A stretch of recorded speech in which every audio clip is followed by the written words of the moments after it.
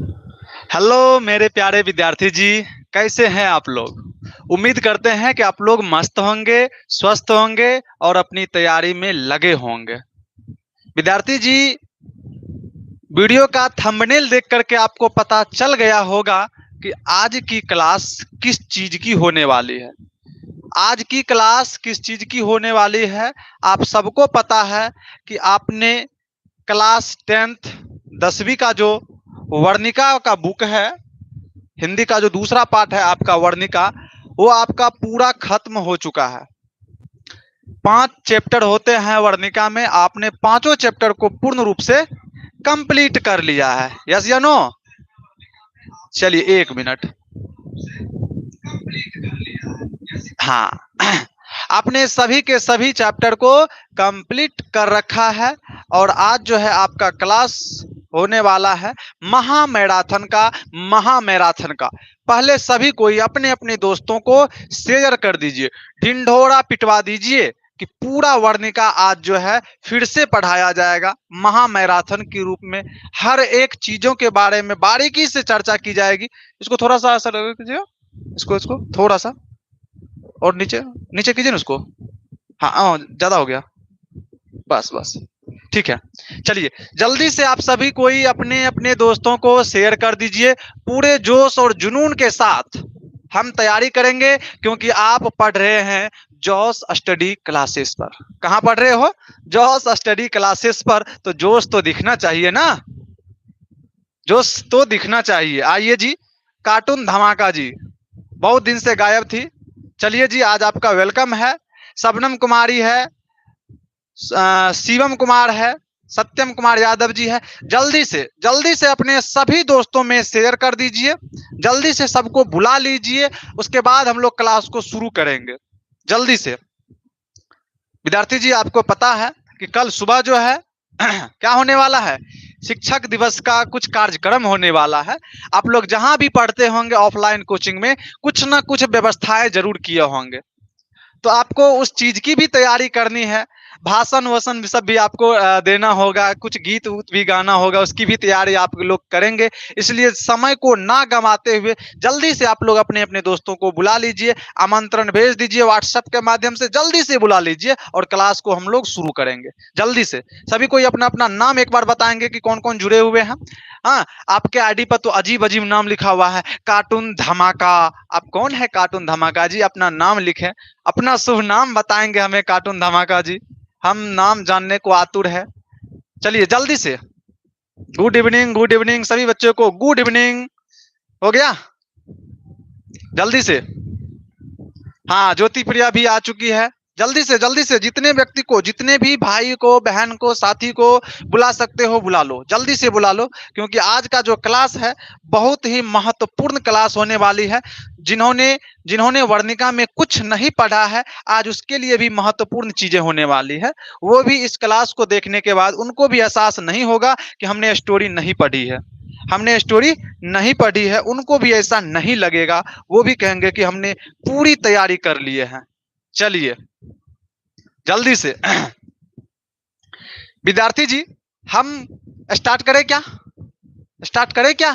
चलिए, वक्त को ना गवाते हुए हम स्टार्ट करते हैं। बिहार बोर्ड मैट्रिक परीक्षा 2026 की बात है। हम लोग सभी कोई बिहार बोर्ड 2026 की तैयारी कर रहे हैं। अभी जो आप पढ़ रहे हैं, क्या पढ़ेंगे? संपूर्ण हिंदी वर्णिका पढ़ेंगे। वर्णिका को पूरा पढ़ेंगे आज फिर से। हाँ, ऑब्जेक्टिव के रूप में पढ़ेंगे, है ना। महत्वपूर्ण प्रश्न यानी कि सबके सब प्रश्न पूछे जाएंगे। लगभग आपको 15 अंक पक्का करना है। इस क्लास को देखने के बाद विद्यार्थी जी, आप यकीन मानो आप कि आपको हिंदी में 15 नंबर पक्के हो जाएंगे। क्लास को पूरा देखना है भैया, क्लास को बीच में छोड़ के नहीं जाना है आप लोगों को, है ना। अब ज्यादा छेड़छाड़ भी नहीं करना है अपने फोन को। आराम से आप क्लास का आनंद लीजिए। जब आपसे पूछा जाए उस समय आप जवाब दीजिए कमेंट बॉक्स में, है ना। बस तैयारी आपकी बेहतरीन होनी चाहिए। चलिए सर, आगे बढ़ते हैं। वन शॉट है आपका, वीवीआई क्वेश्चन, ऑब्जेक्टिव, बहुत सारे चीज आपको देखने को मिलेगा। और हाँ, जो प्रश्न आप यहां देखेंगे आपको वही प्रश्न जो है पेपर में भी मिलेगा। पेपर का मतलब समझ रहे हो ना, परीक्षा में। परीक्षा में भी आपको इसी तरह के प्रश्न देखने को मिलेंगे, इसलिए यह सेशन बहुत ही मजेदार होने वाला है। आइए आइए आइए विद्यार्थी जी, श्री गणेशाय नमः। भगवान श्री गणेश का नाम लेकर के हम लोग पहला प्रश्न को देखते हैं, और सभी को इस प्रश्न को प्यार से पढ़िए और प्यार से जवाब दीजिए। जल्दी से जल्दी से प्यारे बच्चों, प्यारे विद्यार्थी जी, कहते हैं कि दही वाली मंगम्मा कहानी का कहानीकार कौन है? भैया मेरे, दही वाली मंगम्मा एक कहानी है, और इस कहानी के जो कहानीकार है वो कौन है? जल्दी से बताना, जल्दी से बताना। सभी विद्यार्थी जी अपना अपना जवाब भेजेंगे जल्दी से। शिवम कुमार ए नंबर ऑप्शन, ज्योति प्रिया ए नंबर ऑप्शन, अनुपम कुमारी ए नंबर ऑप्शन। सर हम बिहार से और दुबई से आपका वीडियो देख रहे हैं। आपका बहुत बहुत धन्यवाद है वीडियो देखने के लिए, लेकिन अभी आपको यहाँ पर जवाब देना है। जल्दी से आप जवाब दीजिए कि दही वाली मंगम्मा कहानी का कहानीकार कौन है? अनुपम कुमारी, जल्दी से बताओ कौन होगा? कौन होगा? श्रीनिवास जी होंगे। कौन होगा भैया? तो गुरुजी मेरे, ये तो श्रीनिवास जी की बात आप कह रहे हो ना। दही वाली मंगम्मा कहानी के कहानीकार जो है वो है श्रीनिवास जी। ओके, अभिलाषा प्रिया जी वेलकम है आपका, सत्यम यादव जी वेलकम है आपका। जल्दी से सेशन में जुड़े रहिए और प्रश्नों के जवाब देते रहिए। Yes sir. चलिए सर दूसरा प्रश्न के देखते हैं। देखिए दूसरा प्रश्न बताना है आपको कि दही वाली मंगम्मा कहानी का प्रमुख पात्र कौन है? इस कहानी में प्रमुख पात्र कौन है? जल्दी से आपको इसका जवाब देना है विद्यार्थी जी। दही वाली मंगम्मा कहानी में प्रमुख पात्र कौन है? तो प्रमुख पात्र लक्ष्मी है? नहीं सर, लक्ष्मी नहीं है। दही वाली मंगम्मा में तो प्रमुख पात्रा जो है वो मंगम्मा ही है। कौन है? मंगम्मा ही है। हमारे सभी प्यारे प्यारे विद्यार्थी जी कह रहे हैं option number B is the right answer in this question. इस प्रश्न का सही जवाब जो है वो आपका बी नंबर ऑप्शन है, इसमें कोई शक वाली बात नहीं है। अगले प्रश्न को देखते हैं।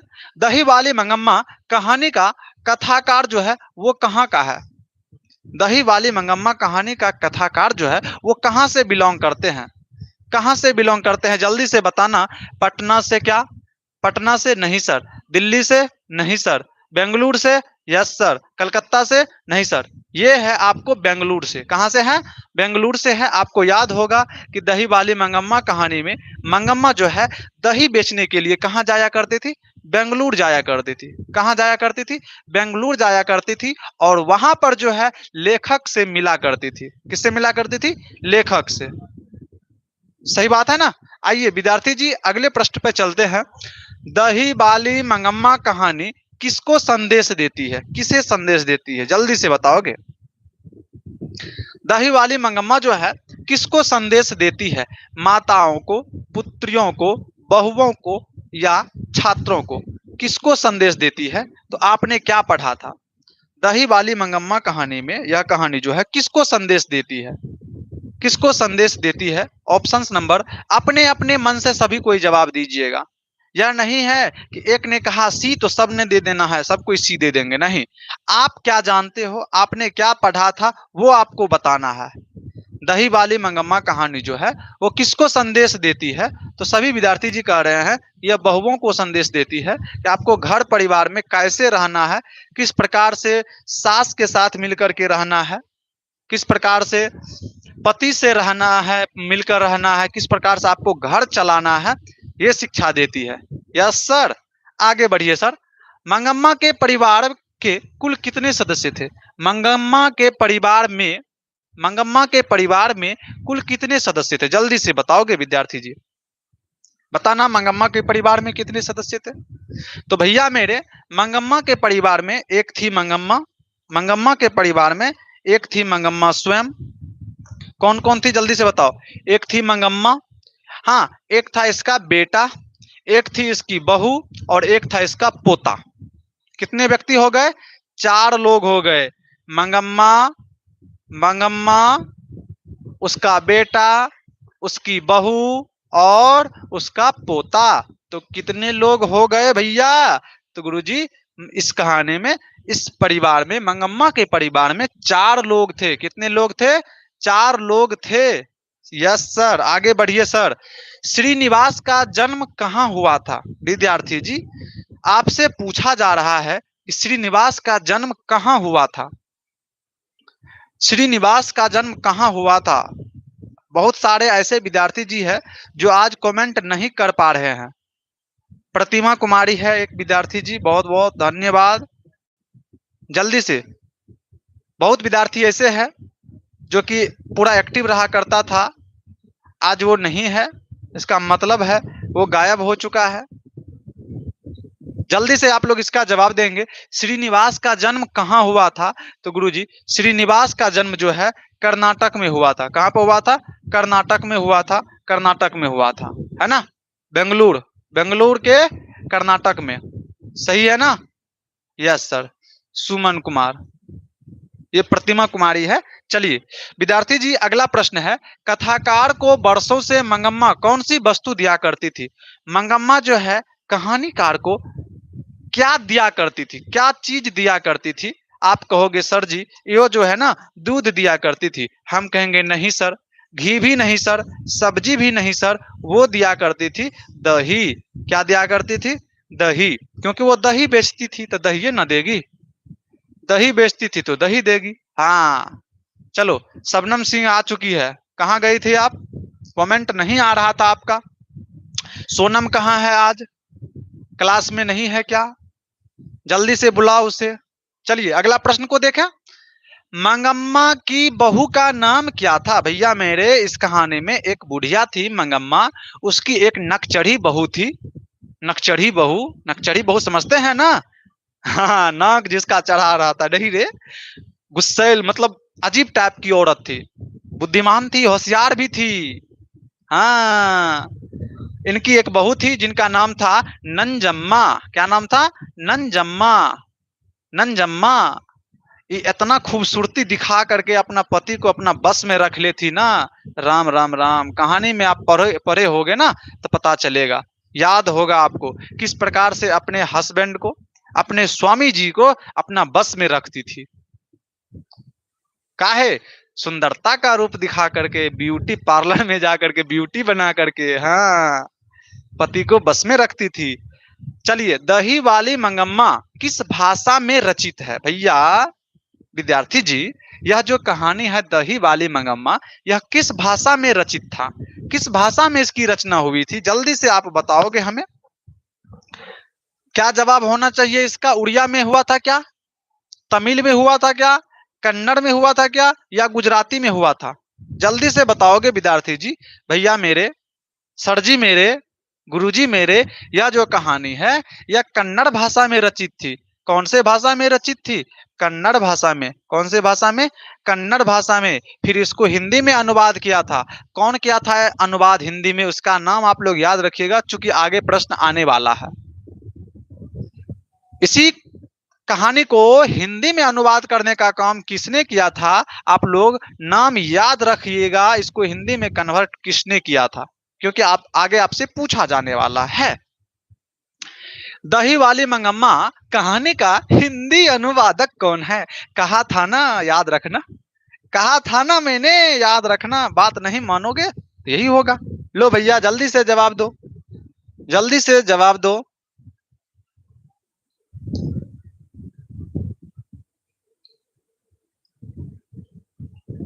सर एक शायरी हो जाए, हो जाए क्या? एक शायरी हो जाए क्या?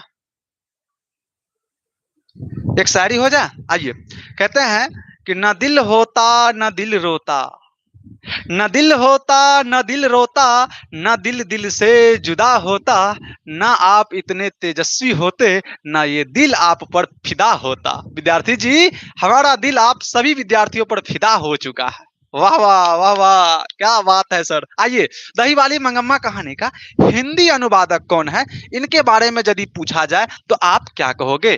बी आर नारायण का नाम लोगो क्या? श्रीनिवास, ये तो नहीं है होगा। क्यों नहीं होगा? क्योंकि ये तो रचनाकार ही है। गोपाल दास नागर सोचते हैं सर। ईश्वर पेटलीकर नहीं सर। इसी दोनों में से कोई होगा। तो हम अपने विद्यार्थी जी का जवाब देखते हैं कि कौन होगा। तो अधिकतर विद्यार्थी जी कह रहे हैं कि गुरुजी ये है आपके बी आर नारायण। नारायण नारायण नारायण। हाँ, कौन हो गएंगे? B are Narayan. जल्दी से देखो एक बार, क्या ये ऑप्शन सही है? जल्दी से बताना आप लोग, सही है या गोपाल दास नागर होगा? क्या होगा, क्या होगा इसका जवाब? ए या सी? ए या सी, जल्दी से बताओ। हाँ सर, ए होगा। चलिए आगे बढ़ा जाए, कोई शक नहीं है या ना? यस सर, गलत जवाब मत दो विद्यार्थी जी। देखो अब, रंगप्पा कौन था? अरे रे रे रे, सुनो सुनो सुनो, मंगम्मा के गांव में एगो जुआरी व्यक्ति था, जुआरी व्यक्ति था रंगप्पा। जुआरी व्यक्ति कौन था?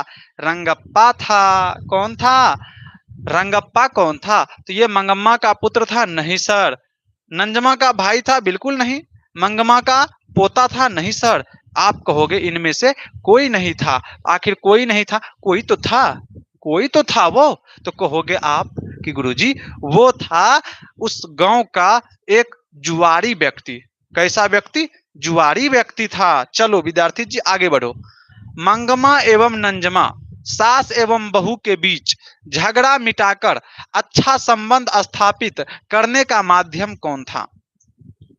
सास में और बहू में हरदम जो है फैटम फैटी होते रहता था, ढिसुम ढिसुम होते रहता था। इस दोनों के बीच की झगड़ा को मिटा करके अच्छा संबंध बनाने का काम कौन किया था? हाँ, कौन किया था? तो भैया मेरे, वो था मंगम्मा का बेटा। नहीं सर, मंगम्मा का बेटा तो वो नक्चढ़ी के बस में था। मंगम्मा का बेटा जो था वो तो अपनी पत्नी के बस में था। मंगम्मा का पोता कह सकते हैं, बित्ते भर का छोकरा था, बित्ते भर का छोकरा था, बित्ते भर का। लेकिन वो अपनी दादी से बहुत प्रेम करता था और कहता था कि दादी टेंशन काहे लेती है, हम है ना, हम है ना, हम है तो क्या गम है। हाँ, हम है तो क्या गम है। हाँ, समझ में आ गया आपको? अगला प्रश्न, कथाकार को मंगम्मा क्या कहती थी?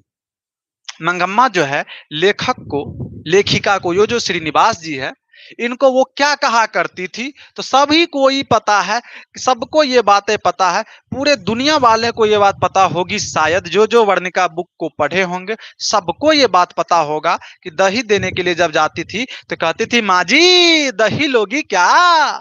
क्या लोगी? दही लोगी क्या? माँ जी माँ जी माँ जी। है ना? आगे देखते हैं, दही वाली मंगम्मा का कथावाचक कौन है? फिर से वही सवाल, इस कहानी का कथावाचक कौन है? एक शिक्षिका है? नहीं सर। बेंगलुरु की एक संभ्रांत महिला है? एक कलाकार है? नहीं सर, इनमें से कोई नहीं। आपका ऑप्शन हो जाएगा सही नंबर, बिल्कुल जो है बी नंबर ऑप्शन सही हो जाएगा। एक बेंगलुरु की एक संभ्रांत महिला थी, बेंगलुरु की एक संभ्रांत महिला थी। सही बात है ना? कोई दिक्कत है तो बताना जरा, नहीं है तो आगे बढ़ते हैं। अधिक बुद्धिमान कौन थी, सास या बहू? ज्यादा होशियार कौन था, सास या बहू? ज्यादा होशियार सास थी या बहू थी? जल्दी बताओ, जल्दी से जल्दी से। Mangamma? No sir no sir no sir, ये तो बुढ़िया हो चुकी थी अब। गांव की एक अन्य महिला? बिल्कुल भी नहीं, ये थी इनकी बहू नंजम्मा। नंजम्मा इनकी जो बहू थी वो ज्यादा होशियार थी, इसने ही दिमाग लगाया, नंजम्मा ही ने दिमाग लगाया था कि मेरी सास के पास जो पैसा आ रहा है दही बेच करके, इसके पैसा पर किसी दूसर आदमी का नजर है। अगर हम एकरा से झगड़ा करके रहेंगे ना, ये पैसा जो है वो आदमी को दे देगा, दूसरे लोग को दे देगा।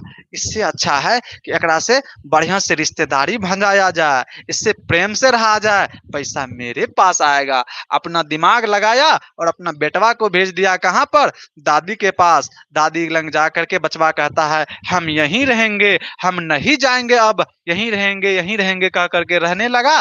तब से जो है उसका बेटा और पुतोह दोनों आकर के माफी मांगते हैं, कहते हैं माँ जी हम लोग अब साथ में रहेंगे, सब मिलजुल के अब काम करेंगे। आइए सोनू जी, वेलकम है आपका, वेलकम है सोनू जी। चलिए विद्यार्थी जी जल्दी से आप इसका जवाब देंगे और हम यहाँ से आगे बढ़ेंगे, ट्रैफिक जाम हो जाएगा नहीं तो। कहते हैं कि मंगम्मा प्रतिनिधित्व करती है, मंगम्मा जो है किसका प्रतिनिधित्व करती है, किसको आगे बढ़ा रही है? तो देखना जरा, एक नगरीय महिला की, एक ग्रामीण महिला की, एक संभ्रांत महिला की, या इनमें से कोई नहीं? नगर मतलब शहर, शहरिया महिला की बातें नहीं है यहाँ पर। ग्रामीण महिला हम कह सकते हैं क्योंकि ये गांव की महिला है। मंगम्मा जो है एक गांव की महिला है और गांव से शहर जाती थी दही बेचने के लिए। गांव से कहां जाती थी? शहर जाती थी दही बेचने के लिए। ऐसा आपने दही वाली मंगम्मा स्टोरी में पढ़ा था। समझ गए बात को? एक शेरी आ रहा है, कहते हैं कि अपनी मंजिल को भुलाकर अपनी मंजिल को भुलाकर जिया तो क्या जिया, अपनी मंजिल को भुलाकर जिया तो क्या जिया, दम है तो उसे पाकर दिखा, लिख दे, लिख दे खून और पसीनों से अपनी मेहनत की, लिख दे खून और पसीनों से अपनी कामयाबी की कहानी, और बोल उस किस्मत को कि है दम तो मिटा के दिखा, मिटा के दिखा। किस्मत को जानते हैं, बहुत लोग कहता है अरे हमार तो किस्मतें खराब है, तब हमको वो नहीं मिला ना, है किस्मत खराब है। इतना मेहनत करो ना कि किस्मत को चैलेंज करेंगे, दम है तो तुम हमको रोक के दिखा, दम है तो रोक, दम है तो रोक ले, किस्मत को चैलेंज करना है। हाँ बहुत बढ़िया। आइए आगे बढ़ते हैं। अगला प्रश्न है, बहू की दशा क्या है? भैया मेरे आपको पता होगा, बेटवा जो है, बेटवा जो है यहाँ खड़ा है, उसकी कन्या जो है उसका पैर पकड़ के खींच रही है पानी में, मगरमच्छ की तरह। किसकी तरह? मगरमच्छ की तरह उसकी कन्या जो है पानी में खींच रही है। लेकिन इसको बचाने का काम, इसको बचाने का काम कौन कर रहा है? इसको बचाने का काम कौन कर रहा है? उसकी मां अपनी ओर खींच रहा है, अपनी ओर खींच रहा है।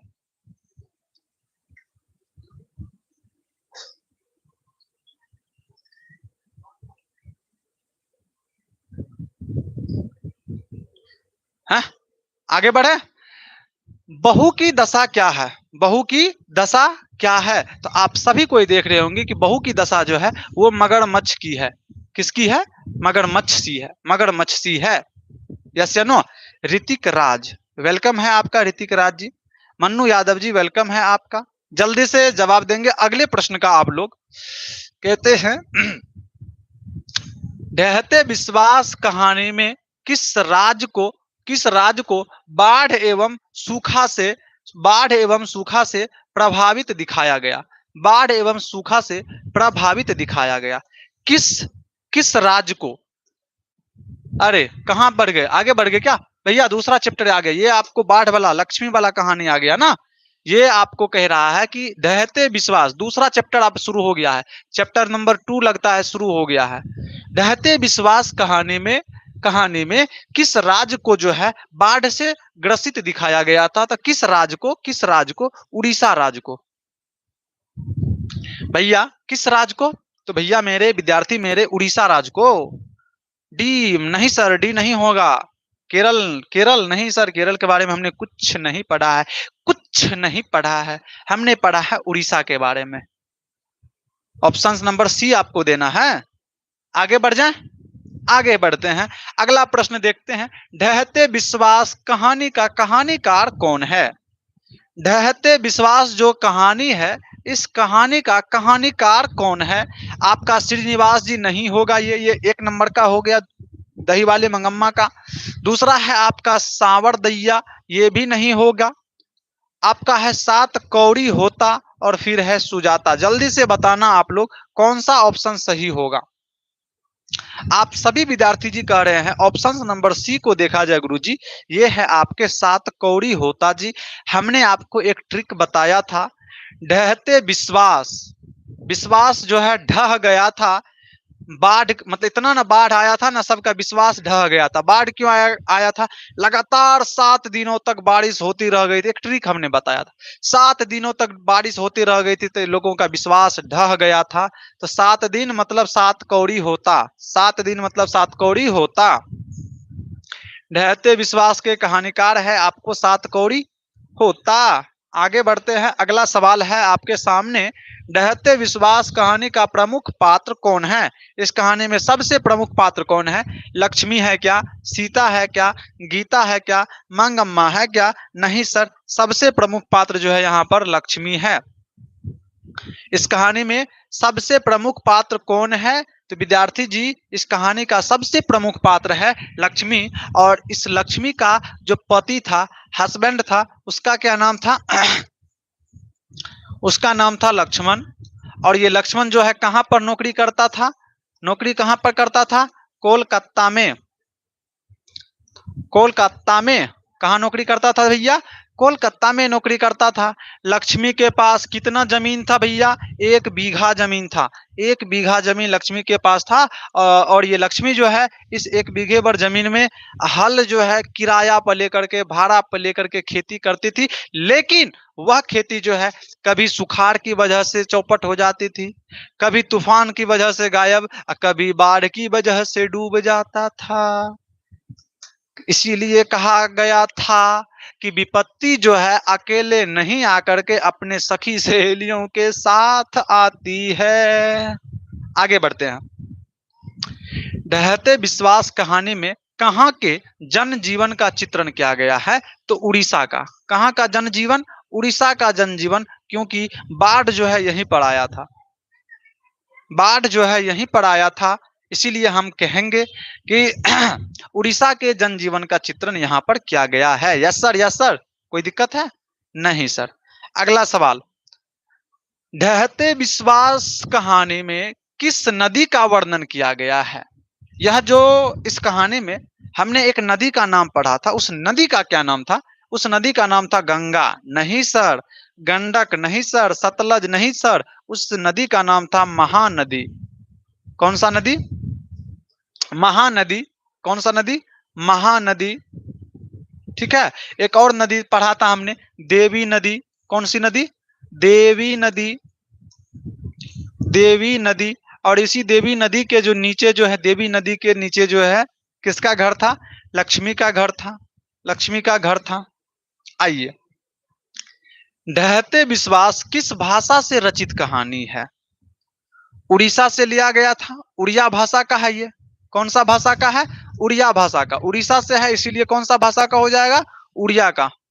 ढहते विश्वास जो है उड़ीसा का, उड़ीसा के बारे में इसमें बताया गया है, तो उड़िया भाषा में था। तो जब उड़िया भाषा में था तो इसको कोई अनुवाद तो किए होंगे। कौन किए हैं आगे बताएंगे हम आपको। लक्ष्मी कौन थी पहले ये बताओ।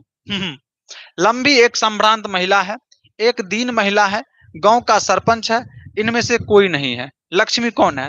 तो हम कह सकते हैं कि एक संभ्रांत महिला है, एक महिला है, एक गांव की एक महिला है। वो क्या होना चाहिए इसका? जल्दी से बताना। लक्ष्मी कौन थी? लक्ष्मी कौन थी? दीन महिला मतलब गरीब महिला थी, संभ्रांत महिला थी, एक महिला थी गांव घर की। क्या होना चाहिए इसमें? जल्दी से बताओ। हम कह सकते हैं सर संभ्रांत महिला थी, हटाओ इसको। आगे बढ़ते हैं। कहते हैं कि लक्ष्मी के पास कितनी जमीन थी? जमीन कितनी थी? जमीन जगह कितना था? जल्दी से बताओ। लक्ष्मी के पास कितना जमीन था? तो सभी विद्यार्थी जी कहेंगे कि 1 बीघा तो जमीन था सर, ज्यादा कहाँ था। 1 बीघा, 1 बीघा। कितना बीघा? 1 बीघा जमीन। अगला सवाल, ढहते विश्वास कहानी किस राज्य की प्राकृतिक आपदा पर आधारित है? यह जो कहानी है किस राज्य की प्राकृतिक आपदा पर आधारित है? प्राकृतिक आपदा का मतलब समझ रहे हैं ना? बाढ़, सुखाड़, तूफान, ये सब प्राकृतिक आपदा है।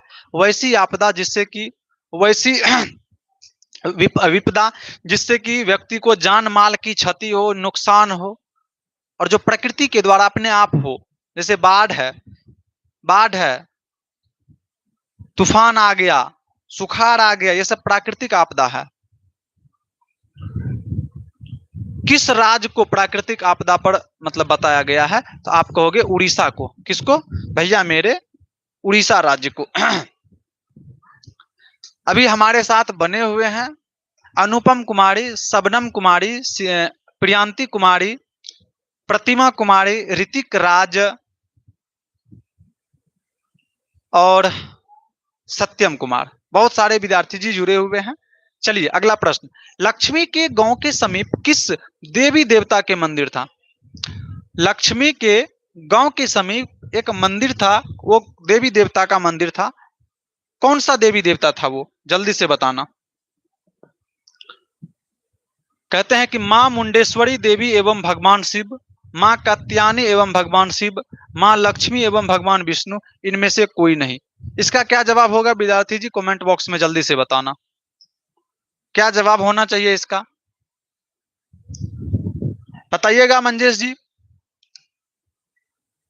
इस प्रश्न का सही जवाब क्या होना चाहिए? क्योंकि जब स्टोरी हो रही थी तो स्टोरी में इस लाइन को छोड़ दिया गया था।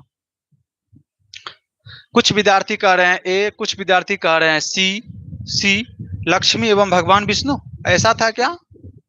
ऐसा था क्या? कुछ विद्यार्थी कह रहे हैं डी, इनमें से कोई नहीं। क्या आपने देखा था? आपने क्या देखा था? एक बार आपने देख करके बताना, जल्दी से, जल्दी से देख करके बताना इसको एक बार।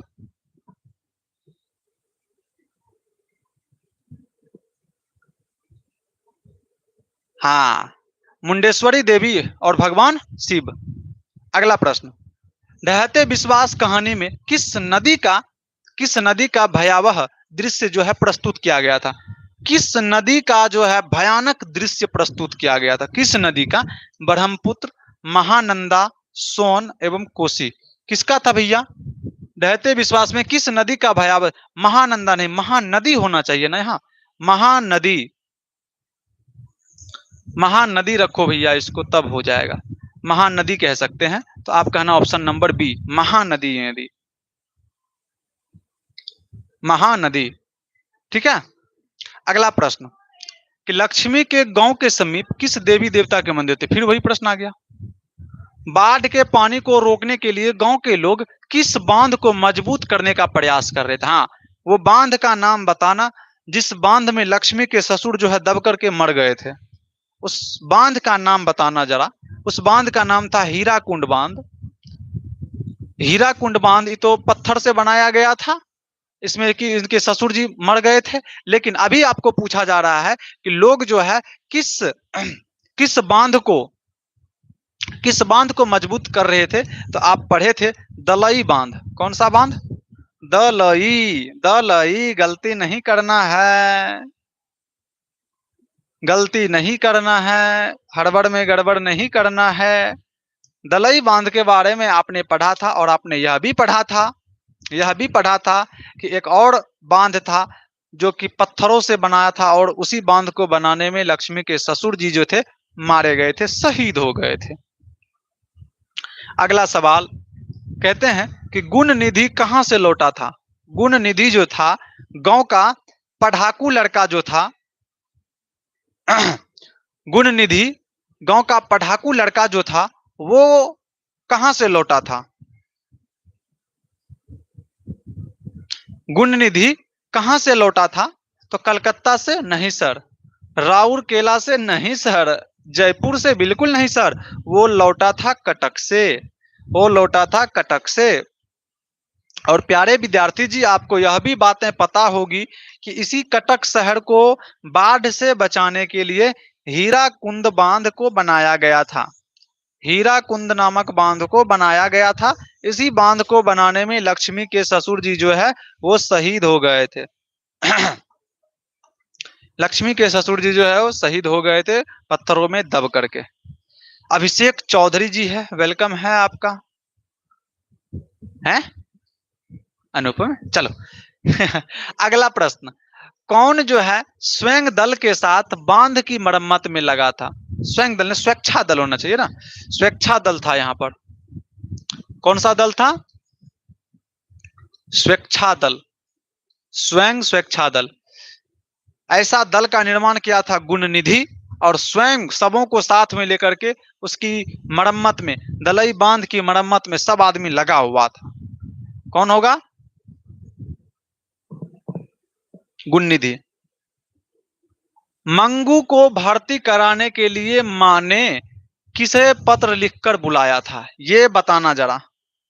आ जाओ तीसरा चैप्टर में। अब मंगू की मां जो है, मंगू को अस्पताल में भर्ती कराने के लिए जब तैयार हो गई थी, तब वो किसको पत्र लिख करके बुलाई थी? तो अपने बड़े बेटे को। किसको? अपने बड़े बेटे को पत्र लिख करके बुलाई थी, ऐसा आप सभी कोई जानते हैं। कौन सा महीना मां के लिए आराध्य देव बन गया था? चैत का? नहीं। बैसाख का? बिल्कुल भी नहीं। ज्येष्ठ का? नहीं सर, अगहन का महीना। कौन सा महीना? अगहन का महीना जो है माँ के लिए आराध्य देव बन गया था। हम कह सकते थे माँ के लिए आशा बन गया था। आशा क्या बन गया था? आशा। यह आशा माँ को होने लगी थी कि अगहन के महीना में मेरी बेटी जो है, मेरी पगली बेटी जो है वो ठीक हो जाएगी। तब तक में इसकी उम्र 14 साल हो जाएगी, फिर हम इसका ब्याह कर देंगे, पैसा का कोनो कमी नहीं है, डीजे बजेगा, साउंड लगेगा, बाजा लगेगा, भोज होगा, पूरा धूमधाम से ब्याह कर देंगे, 14 साल पूर जाएगा। काहे कि अगर बड़की बहन जो थी उसकी भी शादी 14 साल में हुई थी। अगला सवाल, काला पानी किसका लोकप्रिय उपन्यास है? काला पानी किसका लोकप्रिय उपन्यास है? देखना जरा इसको। सात कौड़ी होता, सुजाता, सावरदैया, ईश्वर पेटलीकर, कौन होगा? कौन होगा? काला पानी किसका लोकप्रिय उपन्यास है? जल्दी से कमेंट आप लोगों का रुका हुआ है, कमेंट नहीं रुकनी चाहिए, जवाब नहीं रुकनी चाहिए। किसका किसका काला पानी जो है किसका जो है लोकप्रिय उपन्यास है? जल्दी से बताओ सभी विद्यार्थी जी, बताना जरा कि किसका जो है लोकप्रिय उपन्यास है। 1 मिनट जल्दी से।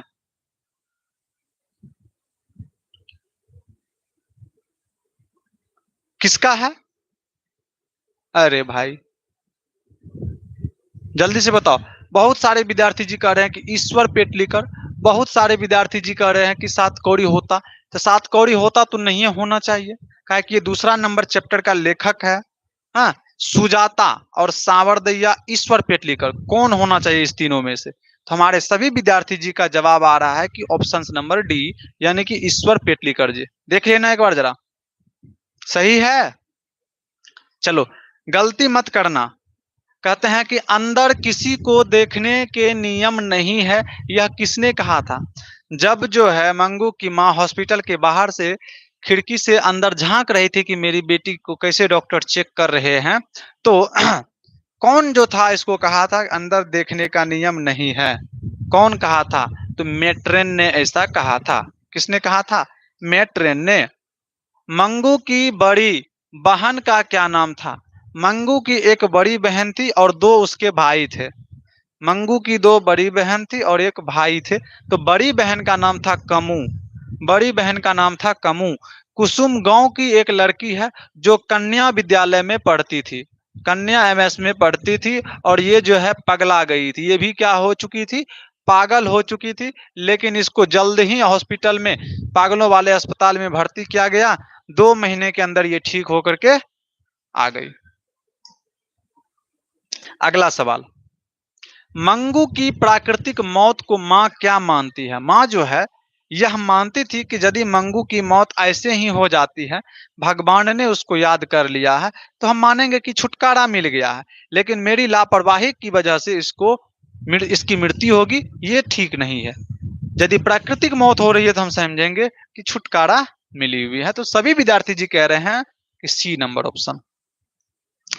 ईश्वर पेटलीकर किस भाषा के कथाकार है? आइए विद्यार्थी जी, यह जो कहानी है यह किस भाषा में रचित था? बताना जरा। यह जो है किस भाषा? मलयालम नहीं सर, मराठी नहीं सर, भोजपुरी नहीं सर, यह था गुजराती भाषा में, और यह गुजरात के लेखक थे। ईश्वर पेटलीकर कहाँ के लेखक थे?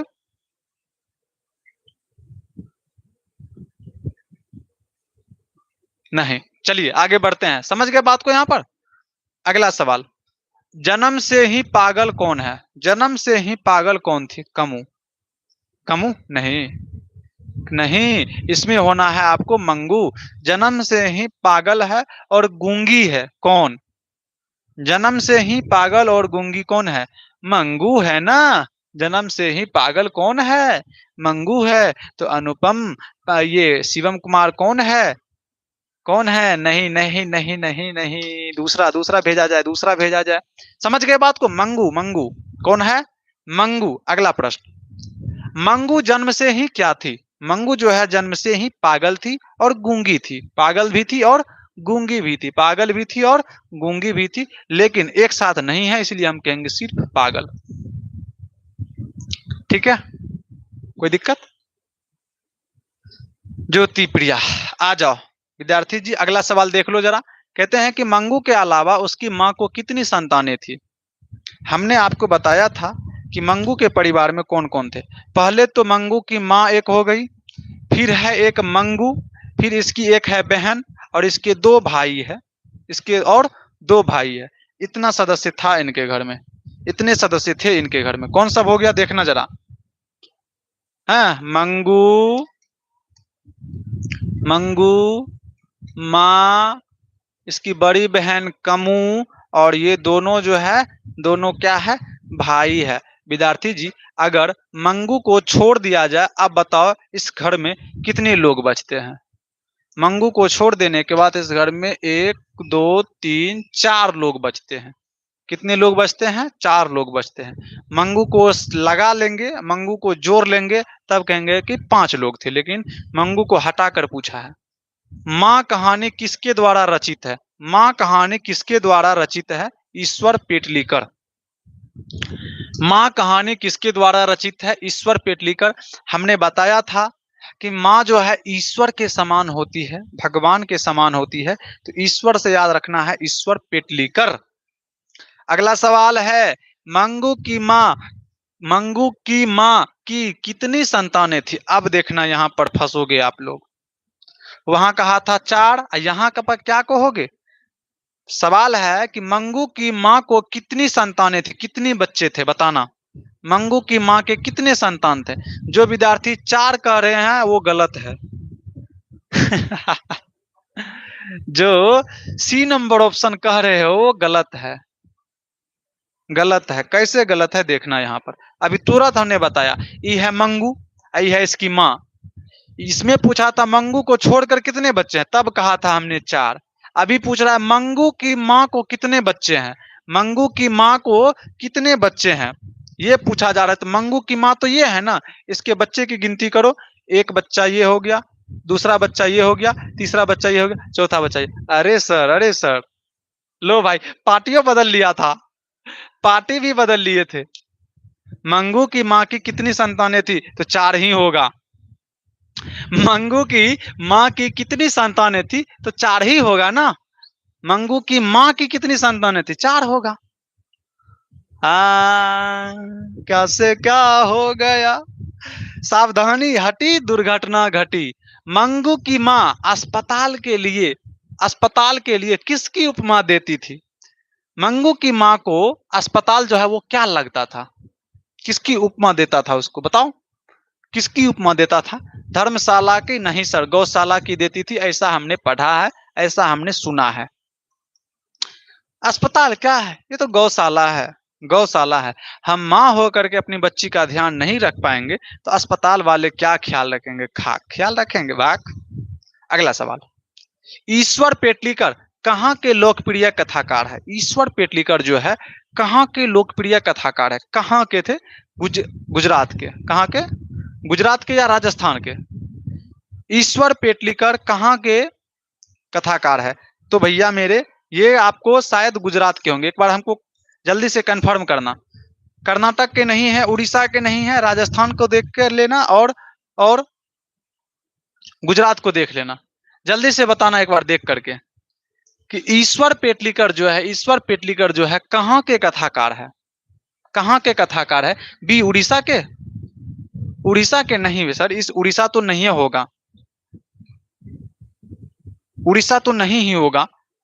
उड़ीसा, उड़ीसा, उड़ीसा में बाढ़ वाला बात था ना, बाढ़ वाला में तो सातकोड़ी होता जी है, सातकोड़ी होता जी था ना। तो यहाँ पर आपको गुजरात होगा, गुजरात होगा क्या? जल्दी से बताओ।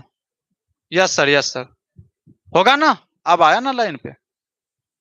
आगे देखो, अगला सवाल, मंगू कब से पागल है? तो मंगू तो जन्मे से पागल है ना रे, जन्म से पागल है और गूंगी है।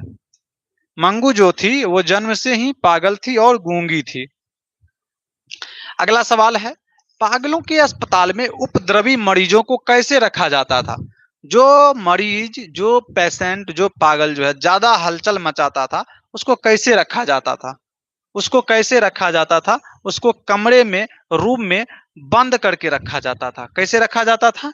उपद्रवी मरीजों को पागलों के अस्पताल में रूम में बंद करके रखा जाता था। Option number C. मंगू को अस्पताल में भर्ती कराने के लिए मां के पुत्र ने किसका ऑर्डर लिया था? मंगू को अस्पताल में भर्ती कराने के लिए किसका ऑर्डर लेना पड़ा था? किसका ऑर्डर लेना पड़ा था? तो मजिस्ट्रेट का ऑर्डर लेना पड़ा था। किसका ऑर्डर लेना पड़ा था बच्चों? मजिस्ट्रेट का ऑर्डर लेना पड़ा था। आप सभी कोई ये बात को जानते हैं। मां को कितनी पुत्रियां थी? मां को कितनी पुत्रियां थी? बताओ जल्दी से। मां को 2 पुत्री थी। मां को 2 पुत्री थी। एक का नाम था मंगू, एक थी मंगू और एक थी कमू। एक थी मंगू और दूसरी थी कमू। कमू जो है वो बड़ी बहन है। बड़ी बहन है कमू। मंगू जो है ये जन्म से ही पागल है और गूंगी है। पागल है प्लस गूंगी है। यस सर, समझ में आई बातें? बिल्कुल सर। अगला सवाल है, रात में रोशनी जलती रहने से इसे नींद नहीं आती, ऐसा किसने कहा था? जब पागलों वाले अस्पताल में मंगू को भर्ती कर दिया गया था तो माँ डॉक्टर को कहती है, मेट्रेन को कहती है वहां पर कि देखना, ये रोशनी में इसको नींद नहीं आता है। जब तक कोई इसको नहीं खिलाएगा ये खाना नहीं खाएगी। जब तक इसको कोई पकड़ के टट्टी कराने नहीं ले जाएगा ये टट्टी नहीं करेगी, पेंठे में कर देगी। ऐसा किसने कहा था? ऐसा माँ जी ने कहा था। माँ ने कहा था। माँ ने कही थी। Yes sir. माँ जी किसे गौशाला की उपमा देते हैं? तो गौशाला की उपमा देते हैं हॉस्पिटल को, अस्पताल को। माँ जी किसको जो है गौशाला की उपमा देते हैं? किसको? अस्पताल को। पढ़ना इसको। पापपाती किस रोग से ग्रसित थी? आपका ये अब चौथा चैप्टर चलने लगा। कौन सा चैप्टर? चौथा चैप्टर चलने लगा ना। ये आपका चौथा चैप्टर अब चलने लगा है। जल्दी से देखना। चैप्टर नंबर 4 स्टार्ट है। ठीक है, चलिए विद्यार्थी जी, आप देख रहे हैं कि पप्पाती किस रोग से ग्रसित थी। तो सभी को ही पता है, सबको पता है। उसको एक बीमारी था जिसका नाम था मेनिनजाइटिस। Meningitis, yes sir. दूसरा पढ़िएगा। नगर कहानी का कहानीकार कौन है? नगर जो कहानी है, इस कहानी का कहानीकार कौन है? श्रीनिवास नहीं होगा, सात कौड़ी नहीं होता, है ना। अब देखना है सुजाता होगा या सावरदैया होगा। कौन होगा? कौन होगा जल्दी से बताना। तो मेरे हिसाब से कौन होना चाहिए? सुजाता। क्या मैं सही हूं? क्या मैं सही हूं? Yes sir, yes sir. Sujata ji, Srinivas ji, ये तो दही वाली मंगम्मा के हो गए ना। ये तो ढहते विश्वास के हो गए ना। सावरदैया ये तो आपके हो जाएंगे धरती कब तक घूमेगी ना। Yes sir. चलो विद्यार्थी जी आगे बढ़ जाओ। नगर कहानी का प्रमुख पात्र कौन है? नगर कहानी में सबसे प्रमुख कौन है? तो नगर कहानी में सबसे प्रमुख है पापपाती। पापपाती नगर कहानी में कौन है सबसे प्रमुख? पापपाती। अगला, नगर कहानी में किस नगर का वर्णन किया गया है?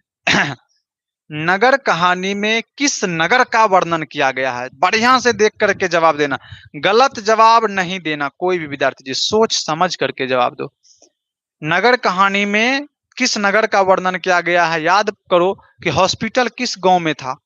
किस गांव को तमिल में कुछ और बोलते थे, अंग्रेजी में कुछ और बोलते थे? जल्दी से बताना। गलत जवाब नहीं देना है। दिल्ली नहीं सर, कोलकाता बिल्कुल नहीं सर, पटना नहीं सर, उस शहर का नाम था मदुरै। मदुरै। चूंकि गांव में डॉक्टरों ने इलाज किया बुखार का, लेकिन कहा कि इसको मदुरै शहर ले जाइए, वहां पे इसका अच्छे से इलाज कराइए। तो मदुरै शहर ले गया इसको। ठीक है, कोई दिक्कत है? मदुरै कौन सी भाषा की है? तमिल भाषा की। तमिल भाषा की ये ना शहर है ना। इसी को अंग्रेजी भाषा में कहा गया मदुरा। मदुरा, मदुरा कहा गया किस भाषा में? इंग्लिश भाषा में।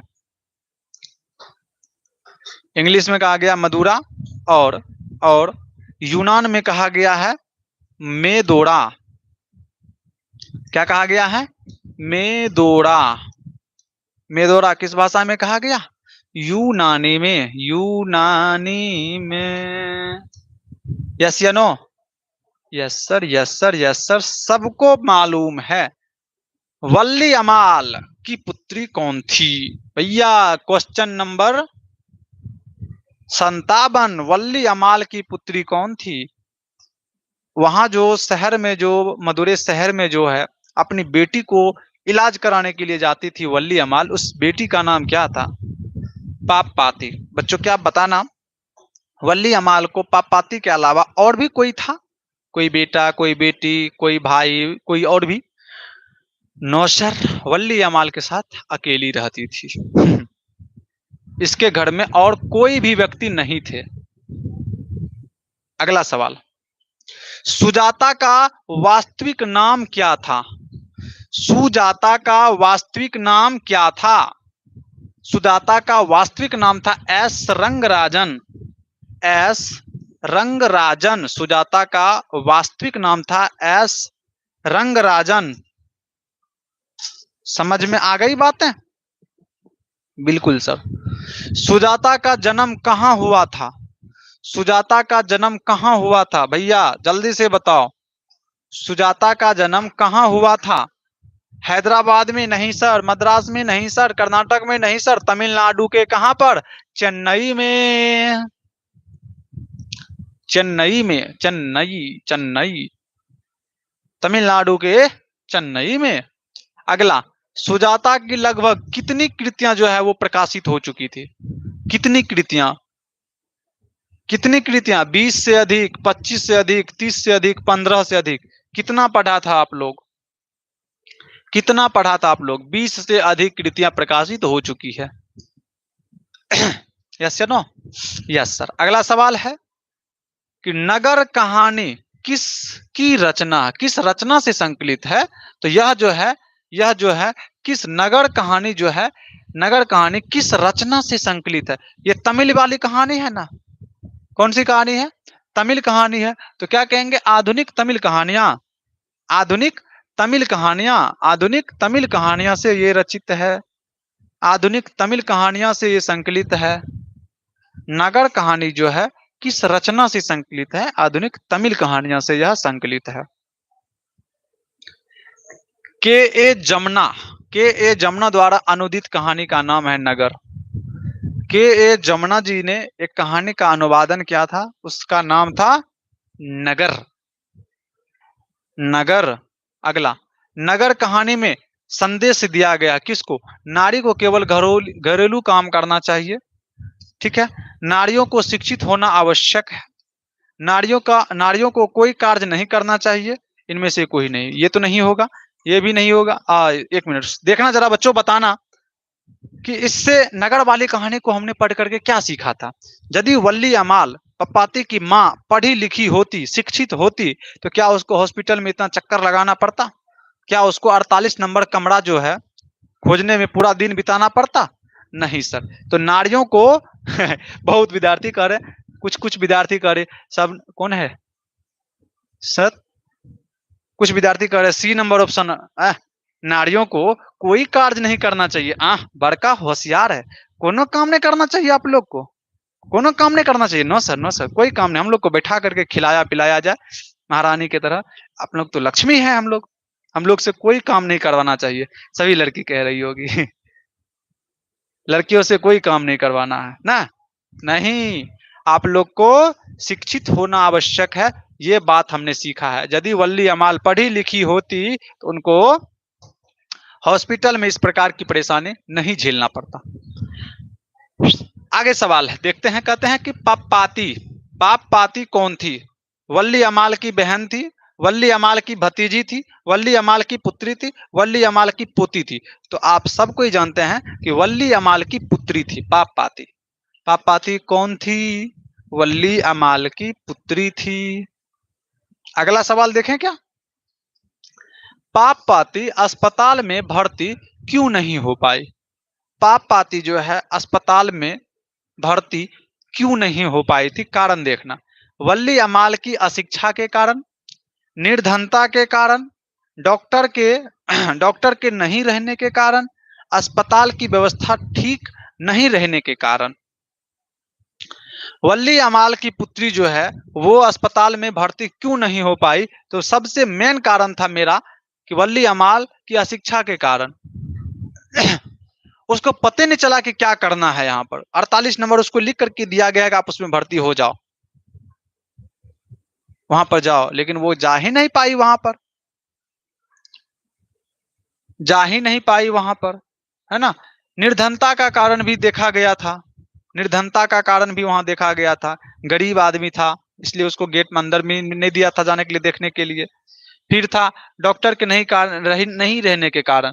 बड़ा डॉक्टर जो था उन्होंने कहा था कि इसको भर्ती किया जाए, लेकिन डॉक्टर तो था ना हॉस्पिटल में, अस्पताल की व्यवस्था तो ठीक ठाक थी ही, थोड़ा सा गड़बड़ था कुछ लोगों को लेकर के, लेकिन मेन कारण यही था वल्ली अमाल के अशिक्षा के कारण। अगला सवाल, बड़े डॉक्टर साहब पाप पाती के संदर्भ में क्या आदेश किया था? क्या आदेश किया था अस्पताल से छठी के अस्पताल में भर्ती करने हेतु? हाँ, बड़े डॉक्टर ने आदेश किया था कि इस लड़की को जल्दी से भर्ती किया जाए, क्योंकि इसको मेनिंजाइटिस नाम की बीमारी है, अगर इसको समय से इलाज नहीं मिलेगा तो ये मर जाएगी।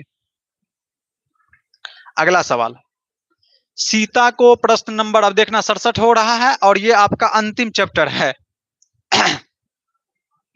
वर्णिका का अंतिम चैप्टर, चैप्टर नंबर 5 अब स्टार्ट हो गया है। जरा ध्यान से देखना, कल ही पढ़े हो आप लोग। सीता को अपने ही घर में कैसा महसूस होता था? कैसा महसूस होता था बताओ जरा। सीता को अपने ही घर में कैसा महसूस होता था? तो अपने ही घर में उसको घुटन महसूस होता था। अगला सवाल है, धरती कब तक घूमेगी?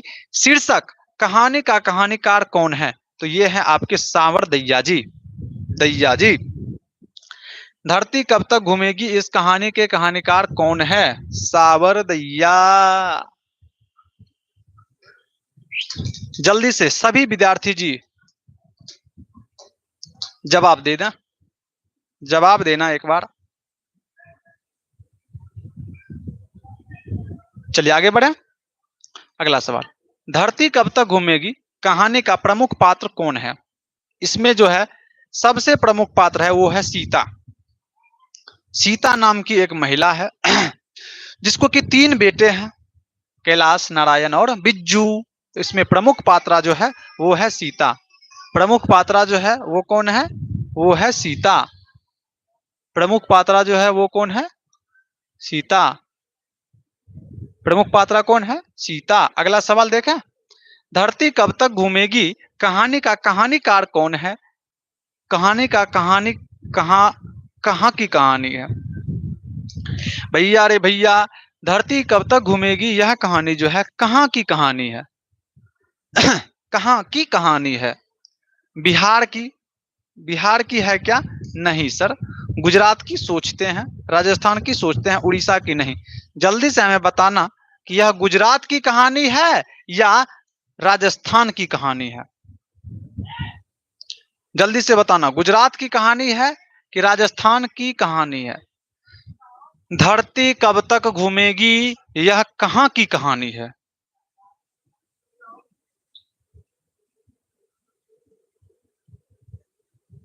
ऑप्शन नंबर सी, राजस्थान की कहानी है। राजस्थान की कहानी है क्या? और इसका अनुवाद कौन किया था पता है ना? अनुवाद कौन किया था?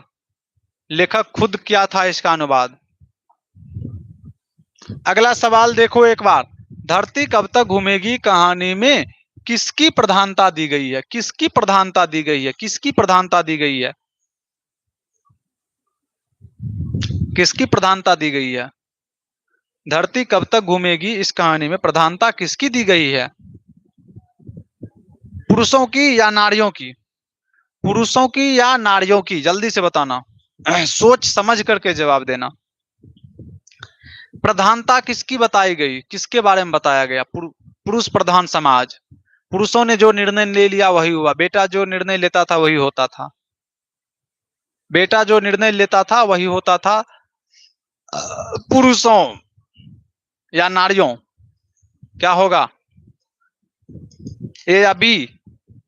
देख लेना एक बार इसको। इसको एक बार देख लेना आप लोग। अगला सवाल देखते हैं, धरती कब तक घूमेगी किस भाषा की रचना है? किस भाषा की रचना है, जल्दी से बताना। तमिल नहीं होगा, कन्नड़ नहीं होगा, उड़िया नहीं होगा, ये आपका हो जाएगा राजस्थानी। क्या हो जाएगा? राजस्थानी हो जाएगा आपका। सही है? Yes sir. बच्चों देखना अगला सवाल आपका क्या आता है। धरती कब तक घूमेगी के अनुवादक कौन है? इस कहानी का अनुवाद किसने किया था? तो इस कहानी का अनुवाद किसने किया था? धरती कब तक घूमेगी अंतिम चैप्टर था। इस कहानी का अनुवादक कौन था? हमने आपको बताया था कि इस कहानी का अनुवादक स्वयं साबरदैया जी है। अपने से इसका अनुवाद किया था, अपने से किया था, तो इसलिए आप कहना इसमें से कोई नहीं है, इनमें से कोई नहीं है।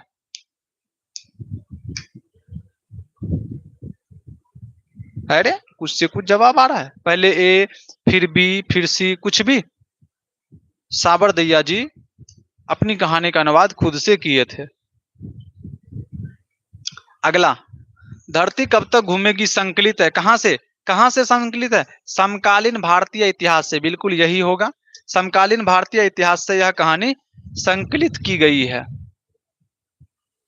अगला सवाल देखना जरा। Yes sir. सीता घर छोड़कर क्यों चली गई? क्वेश्चन को पढ़ो और जवाब दो।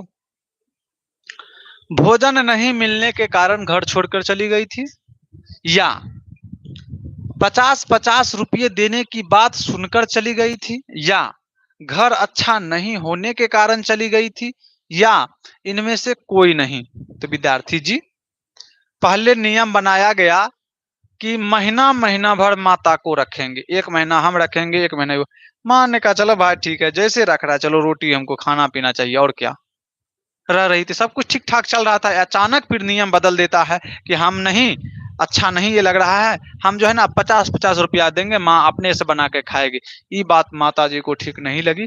उन्होंने सोचा कि जब कमा करके ही खाना है, मजदूरी करना तो कहीं कर लेंगे, घर छोड़ के चली गई। और आज इसको घुटन महसूस नहीं हो रही है। सीता को कितने पुत्र थे? सीता जो थी इसको कितने पुत्र थे? तो सबको पता है कि इसको 3 गो पुत्र था। क्या गो पुत्र था? 3 गो पुत्र था। पहला जो था वो था कैलाश, पहला जो बेटा था वो कौन था? कैलाश, और सारा नियम यही बनाता था। दूसरा था नारायण, दूसरा बेटा था नारायण, और तीसरा बेटा कौन था? बिज्जू, तीसरा बेटा था आपका बिज्जू। कैलाश की पत्नी थी राधा, कैलाश की पत्नी राधा, नारायण की पत्नी भवरी, और बिज्जू की पत्नी कौन थी? पुष्पा, है ना। ये है आपका इसके परिवार का नाम। सीता को 3 बेटे थे। अगला सवाल देखते हैं 77 नंबर। सीता के बड़े लड़का का क्या नाम था? सीता का जो बड़का बेटा था ओकर नाम की था? सीता का जो बड़का बेटा था उसका नाम क्या था? बड़का बेटा का नाम था कैलाश, और यही जो है सारा नियम लागू करता था। बड़का बेटा कैलाश था, यही सारा नियम लागू करता था। पल्लवी प्रिया जी कह रही है यस सर। अर्धविकसित सी अवस्था किसकी हो चुकी थी? सीता की। अर्धविकसित सी अवस्था हो चुकी थी सीता की। भिखारिन की अवस्था भी इसी की हो चुकी थी। कैलाश की पत्नी का नाम क्या है? जल्दी से बताना, अभी तुरंत हमने बताया है। तीनों की बीवी का नाम बताए हैं, जल्दी से बताओ, जल्दी से बता दें। किसकी? कैलाश की पत्नी का नाम क्या है? कैलाश की बीवी का नाम क्या है? तो कैलाश की बीवी का नाम है राधा। कैलाश की बीवी कौन है? राधा। कैलाश ने अपनी मां को कितने रुपये प्रतिमाह देने की बात कही थी? तो 50 रुपया, 50 रुपया महीना देने की बात कही थी। यस सर, ए नंबर ऑप्शन होगा, इसमें कोई दिक्कत वाली बात नहीं लग रही है हमें। सब कुछ सही है, सब कुछ सही है। आगे बढ़िए। अगला सवाल, सवाल नंबर 81। सवाल नंबर 81, किसके भीतर आंसुओं का समुद्र भर गया था? कौन था वो? कौन थी जिसके भीतर आंसुओं का समुद्र भर गया था? वो थी सीता। जब ये बात सुनी ना कि मेरा बेटा जो है 50-50 रुपया देने का नियम बनाया है, ऐसा सुन करके उसके अंदर आंसुओं का समुद्र भर गया है। रोने का मन है लेकिन रो नहीं रही है, और ये अपना काला ओढ़ना देख करके रुआसी हो जाती है। सीता कितने कितने दिन एक लड़के के पास रहती है, एक बेटा के पास कितना दिन रहती थी, फिर दूसरे बेटे के पास कितना दिन रहती थी, फिर तीसरे बेटा के पास कितना दिन रहती थी, कितना कितना दिन का पारी बना था विद्यार्थी जी, एक एक महीना का पारी बना था। कितने कितने दिन का पारी बना था, एक एक महीना का। क्या ये नियम सही था? क्या ये पारी वाला नियम सही था? बिल्कुल नहीं सही था सर। सीता अपने को क्या मानती है, अपने को कैसी मानती थी? बच्चा को देखा भिखारी वाला खेल खेल रहा था, कहा हमरो अवस्था ऐसने है, रोटी रोटी रोटी मांग रहे हैं, भिखारियों वाला अवस्था हो गया है। कैसी अवस्था हो गई है? भिखारियों वाली अवस्था हो गई है। अगला सवाल है कुछ नहीं विद्यार्थी जी, आपने कुल मिलाकर के 83 प्रश्न का जवाब दिए हो। कितने प्रश्न का जवाब दिए हो? जल्दी से कमेंट करो आप लोग। आपने आपने 83 में से कितने प्रश्नों का सही सही जवाब दिया है? 83 में से कितने प्रश्नों का आपने सही सही जवाब दिया है? आपने कुल 83 प्रश्न देखे अभी, और इसमें से आपका कितना अंक हुआ लगभग? आहा हा हा, सुकून। पल्लवी प्रिया कह रही है 81, शबनम कह रही है 82, सत्यम कह रहा है 83 में 83 83, अनुपम कुमारी कह रही है 82, प्रियांति कुमारी कह रही है 82। हाँ, सभी विद्यार्थी जी अपना अपना अंक सुना रहे हैं। हम मान लेते हैं कि हमारे सभी विद्यार्थी जी को 80 प्लस नंबर आए हैं। कितना नंबर आए हैं? 80 प्लस नंबर आए हैं। कुछ का 81 आया है, कुछ का 82 आया है, कुछ का 83 आया है। वाह, मजा आ गया सर, मजा आ गया बच्चों। अब हमारे पास कुछ प्रश्न नहीं है अभी। हम आपसे चाहते हैं कि एक बार आप लोग दिल बनाकर भेजें, दिल बनाकर भेजें। कल बच्चों शिक्षक दिवस है, कल शिक्षक दिवस है। कल क्या है? शिक्षक दिवस है, टीचर्स डे है कल। कल क्या है? Teachers day. कल क्या है बच्चों? टीचर्स डे है। हम टीचर्स डे पर एक अच्छा सा वीडियो बनाएंगे और आप लोगों को टीचर्स डे के बारे में बताएंगे। किसके बारे में बताएंगे? टीचर्स डे के बारे में हम आपको अच्छी अच्छी बातें बताएंगे। आप लोग देख लेना, समय मिलेगा तो। जहां आप लोग पढ़ते हो,